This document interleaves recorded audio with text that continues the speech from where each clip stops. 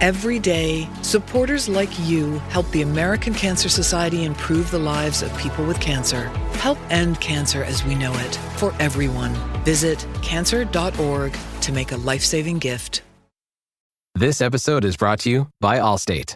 Some people just know they could save hundreds on car insurance by checking Allstate first. Like you know to check the date of the big game first before you accidentally buy tickets on your 20th wedding anniversary and have to spend the next 20 years of your marriage making up for it. Yeah, checking first is smart. So check Allstate first for a quote that could save you hundreds. You're in good hands with Allstate. Savings vary. Terms apply. Allstate Fire and Casualty Insurance Company and Affiliates. Northbrook, Illinois.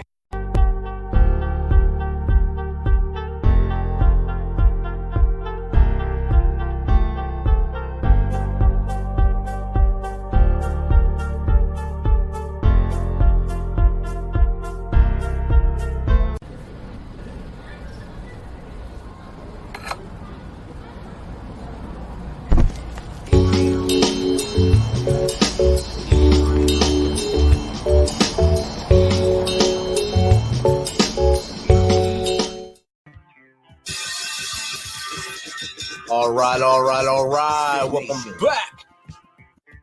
If you're a veteran and you're struggling or feel like you are leading a path towards the darkness, stop and think about those who are around you. Think about how they truly value you, how they will miss you. You are not alone. You need to talk to someone. Someone will listen to you. If you feel like you'll be a burden to someone, or you don't feel like you should put that weight on your inner circle, call the hotline at 988 and take option 1. Don't make a permanent solution to a temporary problem. If you're a new listener, thanks for joining us. Please subscribe to our show on your favorite podcast apps.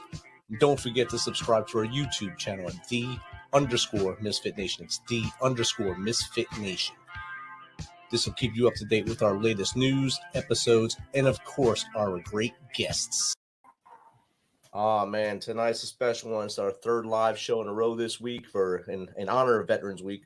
But this one took about almost 3 decades to get together for a reunion here. I haven't seen any of these guys in almost 30 years. It was 1993 when I left the 411 Chemical Company out of Camp Kilmer, New Jersey. It's been a long time coming, and I'm sure we're going to have some good chats tonight, see where everyone's been, what they're doing now. I'm sure it's all great. But the Dog Pound is back together for, I guess, one more run at it tonight, and hopefully we get to see each other live somewhere down the road. So, boys, welcome to the Misfit Nation. Thank you, Rich. Yep.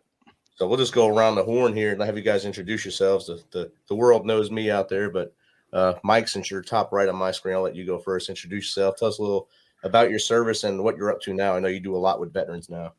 Yeah, Mike Kowski. I was in the 411th with you back in the day, left down out of there and transferred down to Charlotte, North Carolina to the 812 transportation, and pretty much rounded out my days down there, and then got involved with a lot of stuff down here with veterans. I do a ruck march every year, 22 miles or 22 pounds for the veterans, for 22 to take to life every day, and just keep busy with the American Legion Post 544 here in Hickory, and do a lot of things, man. Just try to stay busy, keep everybody busy, because if your mind stays idle sometimes, man, it tends to go to bad places. So just gotta keep moving and keep going. Heck yeah, definitely. Thanks, Mike. Thanks, and of course you're repping the shirt right there for the Misfit Nation. Yeah, I got the shirt, bro. You're my mom. Nice. I think you got a good one. Yeah, I know, right? Corey, you're next on my screen. Go ahead and let the Misfit Nation know about you. All right, Corey, I was with 411th, ETS in '98 out of there. So from there, I started working corporate. I'm a member of our ERG at work, the service group, for veterans and veterans families. We help, recognize veterans in the workforce and help direct people to support as they need it. So that's how I've been staying active. And then as I meet my brothers across, wherever I work or travel to, we always establish relationships and try to keep in touch. So, it's a good thing. Definitely. And I look forward to hopefully linking in with you this week coming up while you're down here in God's country. I'll hang out with you. Maybe we'll have a beer or something down in Nashville. Oh, absolutely. All right. John, you're up next. Hi, John Sable. I was with the 411th from 90 to 98. Then entered school and then the corporate world ever since.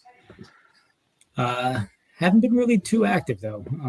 I feel bad after listening to everybody else's story. I'm like, man, I'm a slacker. But yeah, that's about it.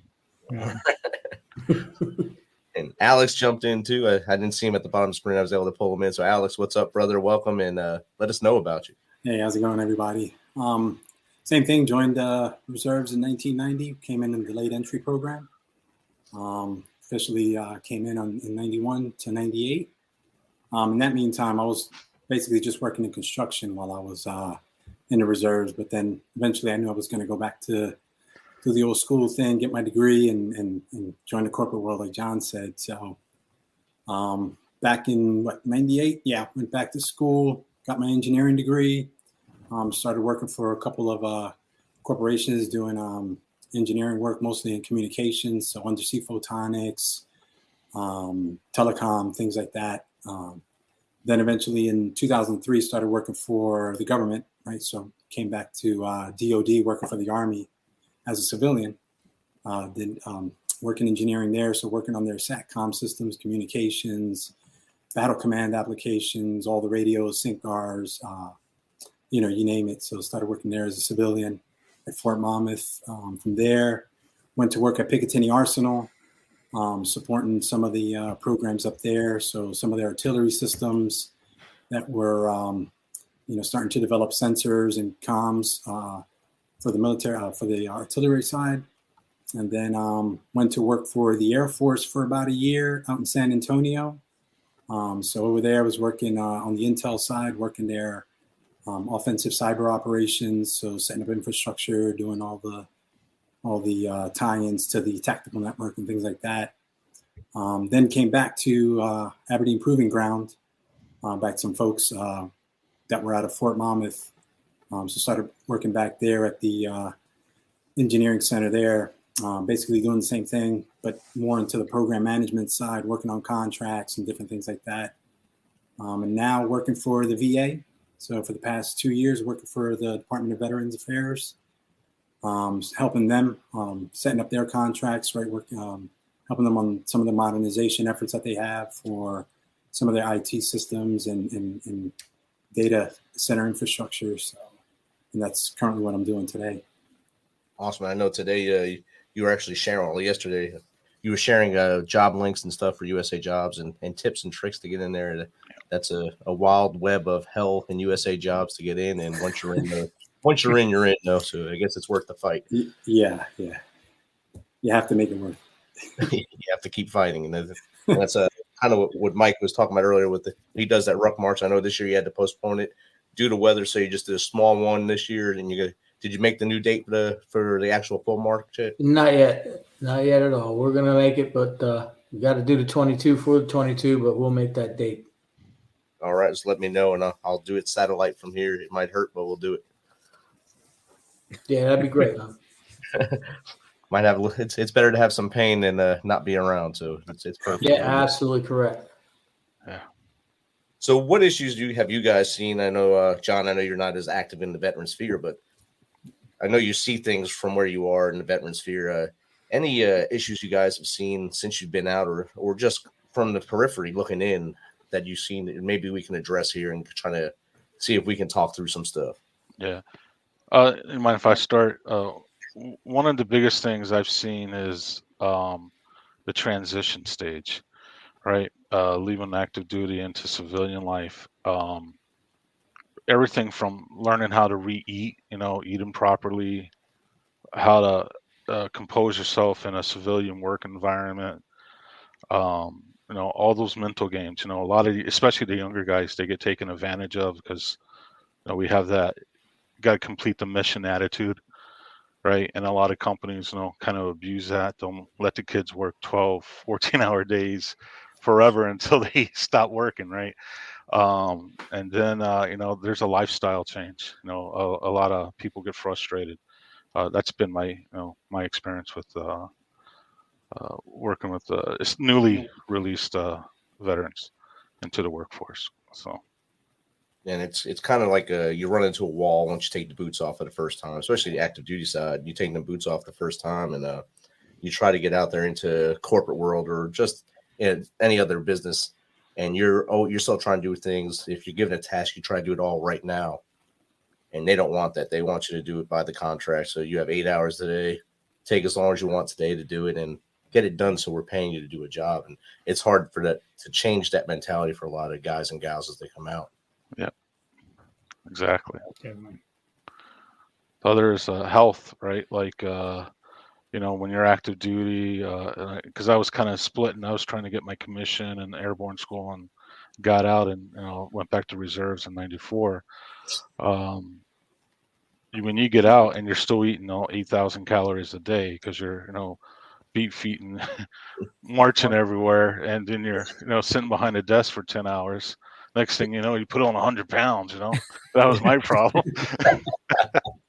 I'm not gonna lie, I was affected by that. So that there's nobody there to guide you, right? There's nobody there to say, hey, you're not working out the same anymore. You need to watch what you eat. Yeah. Exactly. So Alex, you're in the VA area. I know you don't work directly with the client, but you with the veterans coming in, but you do see stuff when you're in there. So I know you see a lot of things, and I know the VA has newsletters and it tells you kind of trends and stuff. What do you see as one of the biggest trends now? I think it, even touching back to what Corey's talking about, I think a lot of it is still just comes down to communication, right?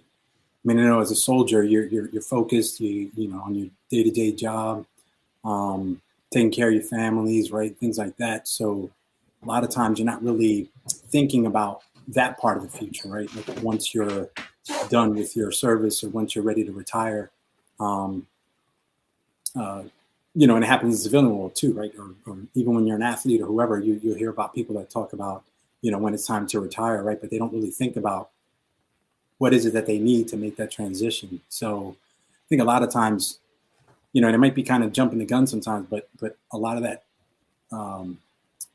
just comes down to communication, right? And getting the word out and having all these different, resources that are available for the veterans, right? Because there's so much stuff that's out there, and folks don't even know that it even exists.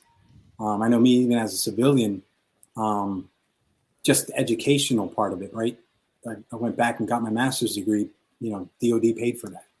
I didn't really have to pay for any books or anything like that because a lot of the stuff they have, a lot of corporate licenses that the DOD has, where anyone, civilians and soldiers, can use and leverage to just educate themselves on anything, get free certifications on any IT stuff, program management certifications, so any kind of civilian type jobs, right? So there's a lot of information out there. There's a lot of resources, a lot of good free stuff for folks to take advantage of. And those that learn it and maybe have had someone as like a mentor to help them make that transition and tie them into those things, they've been able to fare better in that transition, right? And be more successful and hit the ground running faster than those that, may not have had that opportunity. So that's the biggest thing I see is that there's so much out there and there's so much, good resources available and good people available, but it just still seems like it's just not reaching the right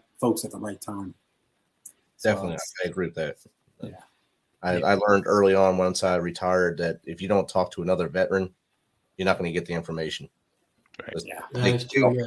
within themselves and they kind of share it as they go. And this veteran has so many nuggets. This one has so many nuggets. And by the time you talked about 5 or 6, you might have half the puzzle to maybe get into voc rehab or use all the different chapters of schooling that they can give you. So it's out there. Like you said, there's resources out there. It's just trying to find and navigate that minefield and get in there. Even for reservists, if you go va.gov, there's so many things out there that you can get that you really don't know anything about. All you have to do is, put your login, make a login, use a password or anything, and just go on that website. There's so many opportunities for everybody that they don't even know about. Yeah. I would also say if you served, and even if you're out or recently, still active duty or your reserve, talk to a university VA advisor. A lot. I mean, I was able to, with the NBC, right, from 411, I was able to get something almost like 12 credits at university just for my basic training AIT classes. I mean, that saved a lot of money. That was like 10 grand back in my pocket, plus whatever I could squeeze out of the GI Bill. But definitely worth it. And I know there's classes you can subscribe from your unit, and they'll give you like training material. They'll send it like ADA programming languages. They'll send you all of those packets from the university library, like a military education thing. So all this stuff is out there. We just gotta keep pushing people to actually look for it and share information. It's the biggest thing. Share with your brothers and sisters so they know things. John, you're on the corporate side, so and still up there in New Jersey, right? So do you see a lot of I've met a lot of soldiers from New Jersey during my time, and I'm sure a lot of them get out and go right back up there. Do you see a lot of them trying the corporate world up there with you, and are they having issues? We have a few, not as many as I wish we had, because I'm in an engineering company. I'm actually a landscape architect, but I work at a big engineering company, and there's not a lot of vets that work with me, which is kind of sad because there's a lot of opportunity out there. Like Corey was saying, I mean, I got credit for my training. I'm sure, a lot of people get credit for what they did in the military, and they just don't know how to take advantage of that. Right. There's definitely a lot of experience and a lot of jobs in the military that can easily transition to civilian. So, absolutely. You're definitely not losing any of your skill sets. You're not losing any of your soft skills, hard skills, or whatever. So, I would even say employers are looking for that today too. Yes, they're looking for leadership and promotions, and that's what they're looking for. And Mike, you're absolutely right. I mean, every company I've worked for has been pro, and I probably wouldn't have gotten my first job when I was 22, 23 if it hadn't been for the military, because it was EDS who hired me, and I didn't have a college degree, but they brought me in and took advantage of that leadership skill, and I was able to go to night school, get my degree, and then they ended up paying for almost my whole master's degree when I finished my undergrad. So absolutely, there's opportunity. You just have to, look at it, look for it, and take advantage of it. Yeah, and don't be afraid to ask. Exactly, that's what I'm trying to say, Alex. Thanks. So that's the worst thing. The worst thing they can do is say no to you at any time. You can ask everyone. The worst thing they can do, they're not going to kill you unless they're just insane or something, or they're having a bad day and they want to be that person that gets on the news tonight. But most of them just say no to you, or that might be the person that opens the door and say, yes, come on in. We have this for you and we're going to take care of you. Yeah. And then when they say no, you figure out how to make them say yes. Right. Exactly. Call your dog pound buddies and we'll take care of that. There you go. I think pretty much you'll find out most soldiers, once you get that relationship, they just won't stop talking. They'll share. Absolutely. Yeah, definitely. I haven't seen anybody that tried to Blue Falcon anybody, since I've been out. Everybody's been trying to help each other succeed and go out of the way to help succeed. So except my recruiter, but it's all right. My recruiter never answered my letter after I joined. My recruiter told me call him collect, and he never answered the phone. He denied the charges. Yeah. Changed the phone number, skipped town. Who? Well, mine had an actual excuse. He got hit by a tractor trailer on the way to pick me up, so I had a separate recruiter drop me off. So I never seen mine again. It was, what was that, 1 and 9 in Jersey City? I believe it. Yeah, he was going from Jersey City and got hit. On his way to pick me up, so they tried to throw that guilt trip on me, but I wasn't driving. I was just sitting on the porch waiting for him. See, you almost left. You almost didn't make it to MEPS. Yeah. Now look at me, superstar. He would have dragged there you go. Here, I got some memories for you here. Just to bring that chill down your spines. If you want to move ahead in any career, you have to know what most employers want. Like how to work with a team, how to handle responsibility, how to take on a tough job and see it through. You can learn all these things in the Army. So when you do set off on the road to success, you'll already be in the driver's seat.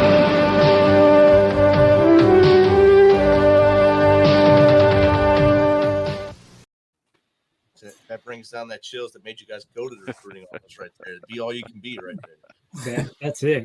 Yeah, and then they you should learn bring that. things that you never knew before. Yeah, they should bring that advertising back instead of the one that they got going. Yeah. Army I had of to One. look that up to bring up nostalgia for you guys today. So I found that on YouTube. It's 1992 or 91 or 92 video. So Okay. I remember it. I was already sold. I remember it. Yeah, me too. Yeah. I couldn't find the one where they lied about being doctors or wearing lab coats and chemical, but I found that. What about the radiation stuff? That's what always. Oh, Yeah. Yeah, Tell some people we about learned. that you tell people that live nerve agent chamber down in McClellan. People are like, Right, "No yes. way, man! Yeah. No way!" Yeah, that's like one of my my diplomas that I have on my Love Me wall with all my college degrees. I had that nerve agent. I think I still have the ring around my face. My mask was on so tight when we went in there. I was like, I still worry if I got damage from that, in the brain or something. Probably. I must have had damage because I went back there after they closed McClellan. The Homeland Security took that facility over, and they still use it. Okay. And I went in there in about 2005 when I was stationed down in Anniston to inspect them or watch their training. And I went right into the chamber with nothing, just walked around the clean corridor. I said, something must be wrong with me to do this stuff. And yeah. I hit my head. Go, gas.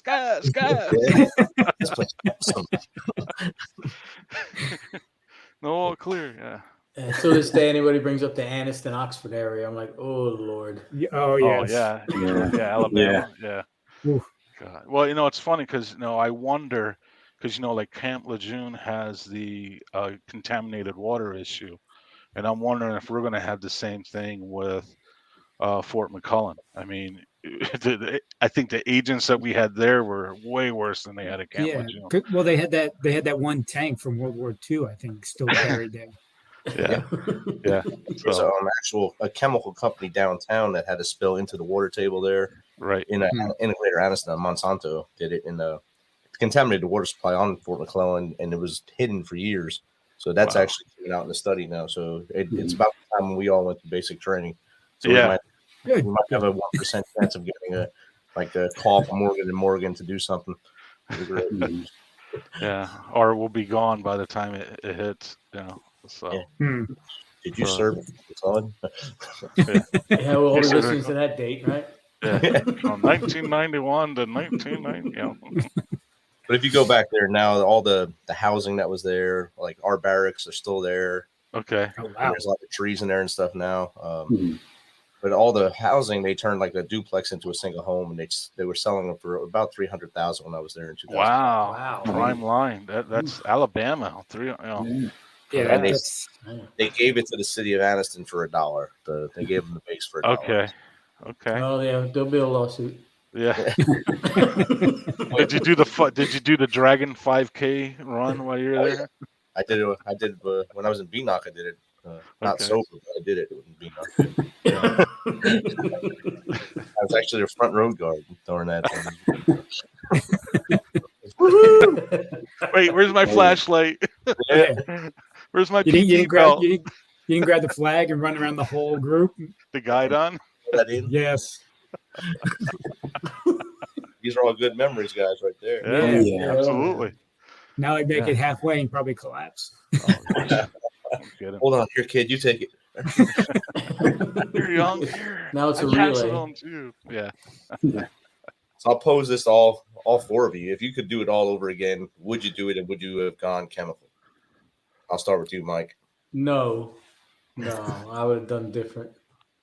Okay. Definitely would have done different. I probably would have stayed in like you did, or even went back like you did. Just made a career out of it. It's probably what I would have done. Would have done different. Okay. Corey? I probably would have went in, but I probably would have went active duty instead of reserve, and done something similar. Um, that's one of the reasons I ETS is because they wouldn't release me from the 411 to go to a guard that had an E5 slot open for me, and they wanted me. And they did no, we're not releasing any soldiers. So I said, fine, I'll ETS and get out. I'm done. So, but yeah, I probably would have done it again. I don't know if chemical, but maybe SATCOM or something like that, or MP. Because it was when I went in, I thought I was going to be able to come out and do environmental cleanup. Work on those cleanup, because that's what I really wanted to do, was like start a cleanup business, and there was nothing even close to to doing environmental No. cleanup. It was like throw bleach on it and acid and bury it and go away. So. But John? Yeah, I would definitely do it again. And chemical was definitely not my first choice. I wanted to be an MP, but back then they had a height limit or minimal, and I was too short, so they wouldn't let me be MP. But I think I would do chemical again. I mean, I would never have met you guys if I didn't do chemical. Yeah, There you go. But I would definitely. I wish I would have stayed in and gone active though. When you got close to MPs, they were one barracks over. And they actually all think we're crazy, so it works out for us. Any MP I ever talk to, they're like, "Wait, you're chemical?" I'll mess with you guys. That's what's wrong with you. better living through chemicals, right? Yes. Yeah, exactly. Yeah. Alex? Yeah, I don't regret any of my decisions. And like John said, if it wasn't for that, I wouldn't have met all you guys and had those experiences. So, but if I knew then what I know now, same thing like Corey, I would have went in and, went SATCOM and more of the radio stuff. And, eventually I got a chance to work on all that stuff as a civilian. But, if I would have known that was available, Right. I would have went that route and stayed active or went back and became active duty. So, yeah. I don't would change that.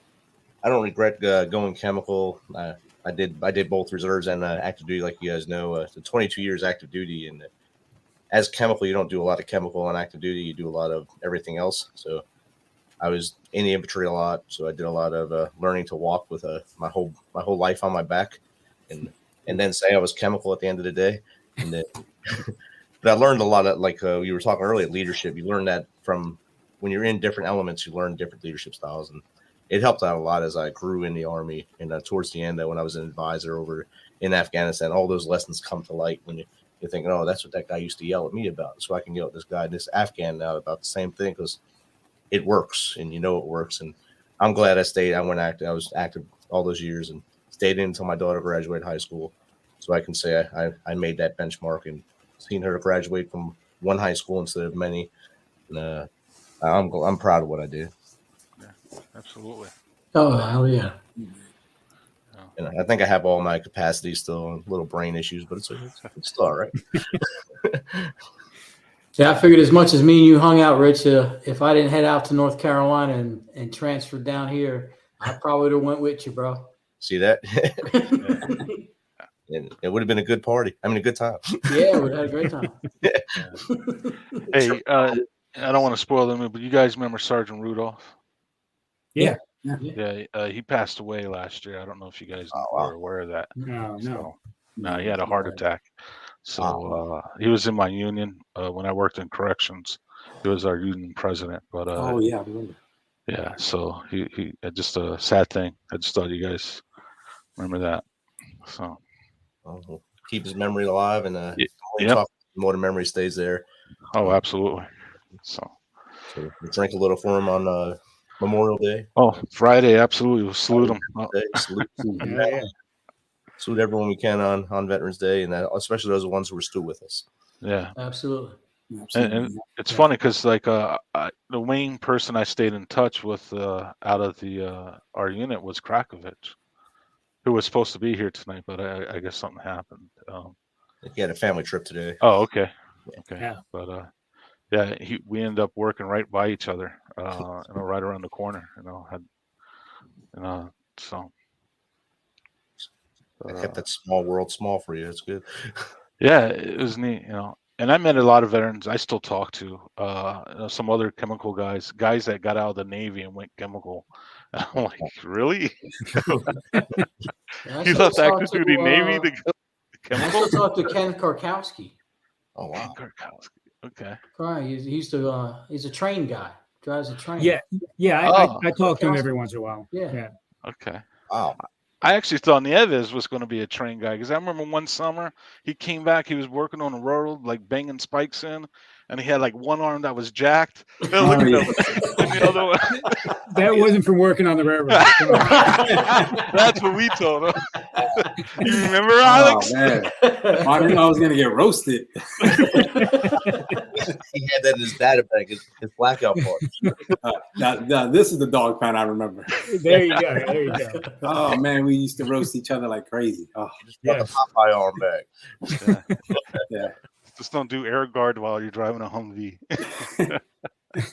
Yes. At Fort Drum, it's horrible. Exactly. I think we lost a couple of soldiers hitting the ditches at Fort Drum, and Hurley or somebody like that flew out of one. So Yeah. Oh yes. Yeah, Somebody ran into a ditch. Yeah. That was my Humvee. I flipped it. Was it really? Yeah, and I looked over. He was gone. I was like, "Oh man." Oh, that was you, Rich, driving that? Like, where'd he go? And the LT picks me up Laying in the ditch. Out of there. I was like, what did you see where he went? He left the Humvee. He was AWOL. That's disappeared. I don't think he came back after that drill either. No, he God, I think he didn't show up again ever. He got his discharge papers or something. Yeah. That was my big memory of Fort Drum until I went back in 2014. I went back there for the first time, and I was still looking for Humvees to flip and stuff. So I never want to go there. Never want to get stationed at Fort Drum. Do you remember when we went to Fort McClellan and not Fort McClellan, excuse me, Fort Dix and McClellan Air Force Base, and we were doing with the First Army. They had all their tanks, and we were blowing smoke. Oh yeah. And we shut down the Air Force, the base, with all the smoke. Oh yeah, that whole area was getting on fire. They thought the air didn't come in and blow away the smoke. It was just like they're like, hey, that's what we do, right? Yeah, that was our job. We did it good. I was only blowing one generator. You had to put that whole fire out. To be honest, remember that? Anyway, so. I think that was at Fort AP Hill, though. Was it? Virginia. I thought that was at Dix, though. Yeah, I thought it was Dixon. Yeah, we did it a lot. Was it at Dix? Maybe it was. Yeah. I know. We started a fire on the 50 cal range too. Yes. With the tracers. Yeah. Yeah. So many rounds, the barrels are bending over. And yes. Supposed to swap them out after rounds are going everywhere. Yeah. They just 2 weeks ago here in Fort Campbell, they burnt 115 acres because of a range fire. Wow. I can believe it still happens. And that blacked out most of the city here because the wind stayed right over the city the whole time. So people were crying fire. Right. Is something burning? No, it's just weird black smoke, guys. It's just weird black smoke. It's natural. Yeah, you guys remember we'd go to the Palmino Club up at Fort? I think it was Palmino at Fort Drum. And then Sergeant McMillan would cock block us as we're hitting all the ladies. Yes. Save them. You don't want to get with them. They're too low. Troop, you don't want to do that, Troop. Yeah. That lady might be married. I'm like, oh yeah, don't be a Jody, right? What do they say about Drum? Nothing but black flies, snow, and fat chicks. Right? Pretty much.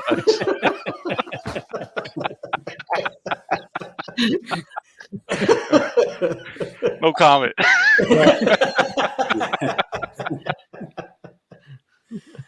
Outstanding, guys.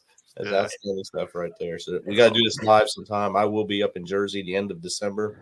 Oh, awesome. See you next week. Back to Cottage Street? No, my dad's in Bloomfield now. So, Bloomfield.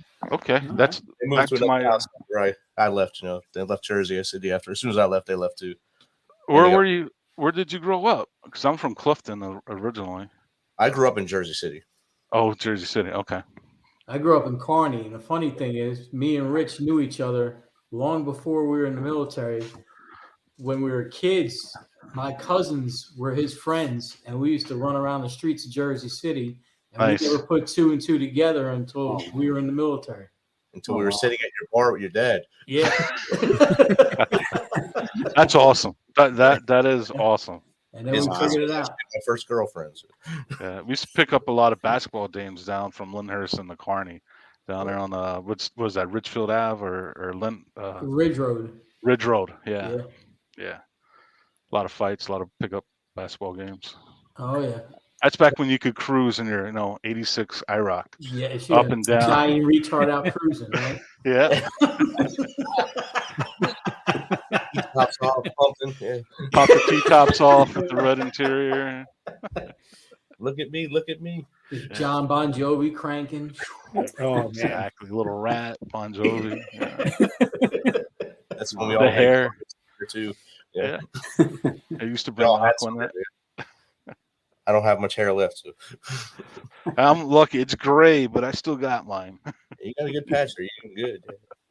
I only have it because my wife won't let me shave it all off right now. You got to do it and do the little Bam Bam Bigelow tattoos when you shave it off. Little fire. That's another flashback there. Bam Bam Bigelow. Come on. It was good chatting, fellas. Any last words for veterans out there as we lean into Veterans Day tomorrow? We'll go around the horn again. All right, man. Just if you ever need help, reach out. Everybody's there to help. Just don't go down that road. Somebody's always there to help you no matter what. Just open your mouth, say something, talk, be there. That's all it takes. Just don't go down that road, man. That's it. Yeah, I have to say what Mike said. It's not worth it. There's always help.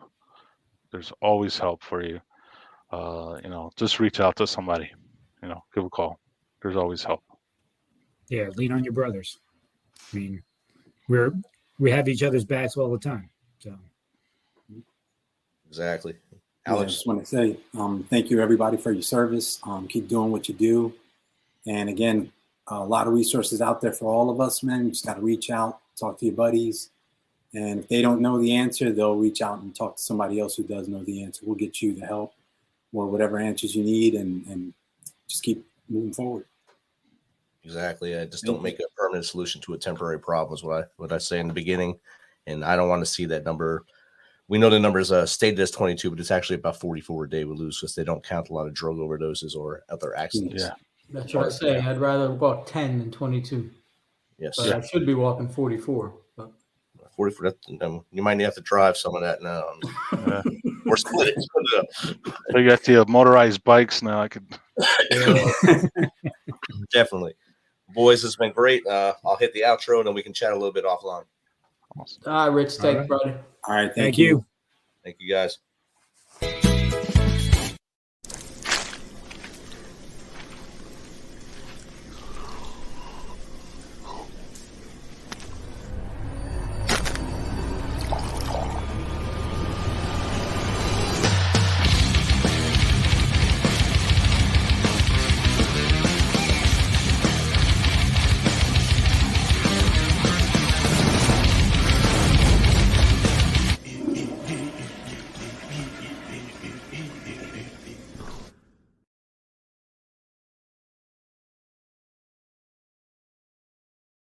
Thanks for checking us out and being a part of the Misfit Nation. Don't forget to visit our website at themisfitnation.com. That's themisfitnation.com to catch up on all of our episodes and also to get some of that great Misfit Nation gear. As always, be humble, stay hungry, and keep hustling because we are